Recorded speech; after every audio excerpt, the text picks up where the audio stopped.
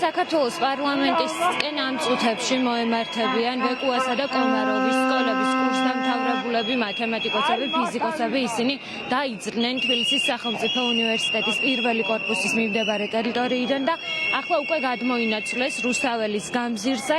მათი მოთხოვნები ისევე როგორც ნებისმიერი საპროტესტო მარშის, რომელიც ამ დღეების განმავლობაში იმართება, არის უცვლელი. ეს არის ახალი საპარლამენტო არჩევნები და არის იმ ადამიანების, იმ პირების გათავისუფლება, რომლებიც საპროტესტო აქციების მიმდინარეობისას დააკავეს. თქვენ კადრში ჩემს უკან ხედავთ კომაროვის და ვეკუას სკოლების კურსდამთავრებულებს, ამ სკოლების წარმომადგენლებს, მათ თან აქვთ ევროკავშირისა და საქართველოს დროშები, ასევე ტრანსპარენტები, რომლებიც ძირითადად არის იუმორისტული, მაგალითად მათ მთავარ საპროტესტო ბანერზე, რომელიც მსვლელობას წინ მოუძღვის წერია, რომ თვა მათ უკეთ იციან და ეს მიემართება იმ ნარატივს, თითქოს საპროტესტო მარშებსა და საპროტესტო აქციებში მონაწილე ადამიანების რაოდენობა არის ცოტა.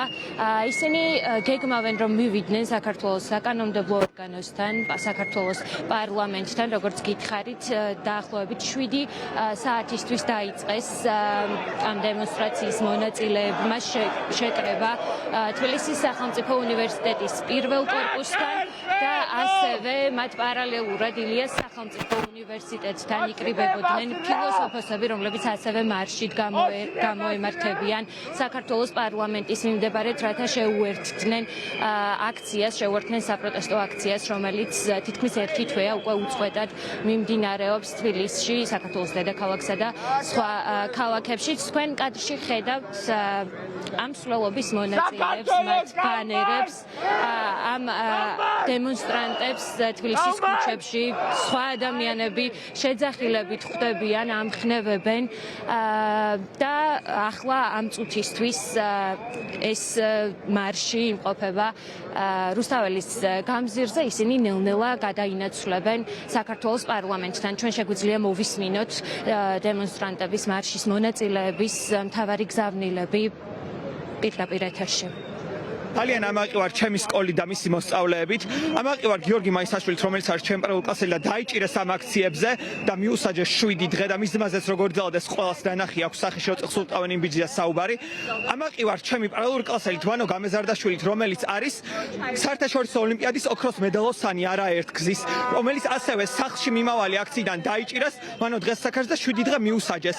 მე ამაყივარ ეკა ბეჟანიშვილით, რომელიც იყო 9 აპრილის გმირით, 15 წლის გოგო კომაროველი, რომელიც სკოლიდან რუსთაველზე წავიდა და რუსებმა მოკლეს. ჩემი სკოლა არ გარუსდება და ჩემი სკოლა არ მოითმეს ამას, არ ჩემი სკოლა და არც ჩემი ერი. ჩემი პოსტერის იდეაც ეს არის.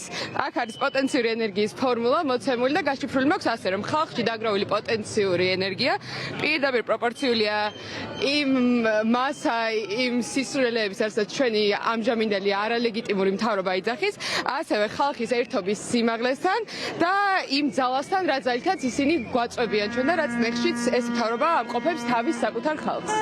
ჩვენი მთავარი გზავნილი არის ქვეყნის ან უპირველეს ყოვლისა გათავისუფლება იმ ადამიანების, ვინც დაიჭირეს აბსოლუტურად უსამართლოდ, ვინც დაიჭირეს იმის გამო, რომ ისინი პატრიოტები არიან და უყვართ თავიანთი ქვეყანა და დანიშნა არჩევნების ხელახლა.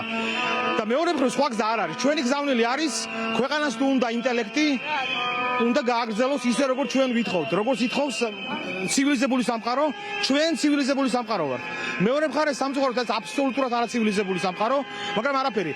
ცივილიზაცია არის მონაპოვარი ფაქტობრივად ევოლუციის. ჩვენ ევოლუციური არსებები ვართ.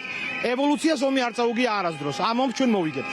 ვითხოვთ ხელახალ არჩევნებს და ვითხოვთ რეჟიმის პატიმრების გათავისუფლებას. ეს მოთხოვნა ყველა პროტესტს აერთიანებს და რა თქმა უნდა ფიზიკოსების, მათემატიკოსების და ამ სკოლების კურსდამთავრებულების მოთხოვნაც იგივეა, რაც მთელი საზოგადოების.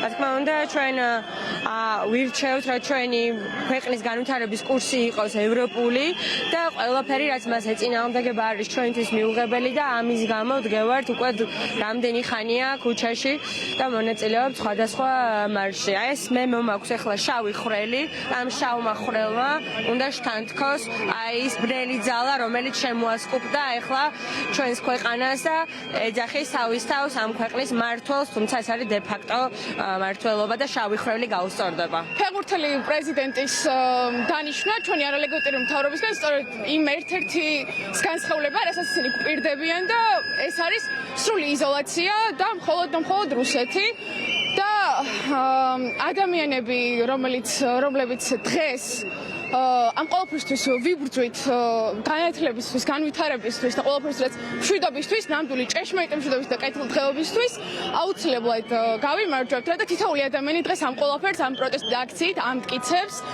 რომ ნამდვილად ვიმსახურებთ ევროპულ მომავალს და აი ჩემი პოსტერიც რაც უკვე დიდი ხანია ტალობის ნიშანი დასმული გვაქვს, რომ ბატონი ბიძინა უდრის ფესვი პუტინი და ქართულ მოსახლეობას ის დიდი ხანია კაფეო ტალობის ნიშანი აქვს დასმული. დიახ, საპროტესტო მსვლელობა გრძელდება. ამ მარშის მონაწილეები ახლა არიან უკვე პირველი რესპუბლიკის მოედანზე. ისინი აგრძელებენ სხვა საქართველოს პარლამენტისკენ და თქვენ მოისმინეთ მათი გზავნილები. ისინი ითხოვენ ახალ საპარლამენტო არჩევნებს და ასევე ითხოვენ დაპატიმრებულების გათავისუფლებას, იმ პირების გათავისუფლებას, ვინც დააკავეს საპროტესტო აქციების მიმდინარეობისას და მის შემდეგაც. დღეს კიდევ ერთი საპროტესტო მსვლელობა შეუერთდება მთავარ აქციას საქართველოს პარლამენტთან. ეს იქნება ფილოსოფოსების მარში. ისინი 7 საათიდან იკრიბებოდნენ ილიას სახელმწიფო უნივერსიტეტთან და ისინიც, როგორც კომაროვისა და ბეკუას სკოლების წარმომადგენლები შეუერთდებიან საპროტესტო დემონსტრაციას საქართველოს პარლამენტთან.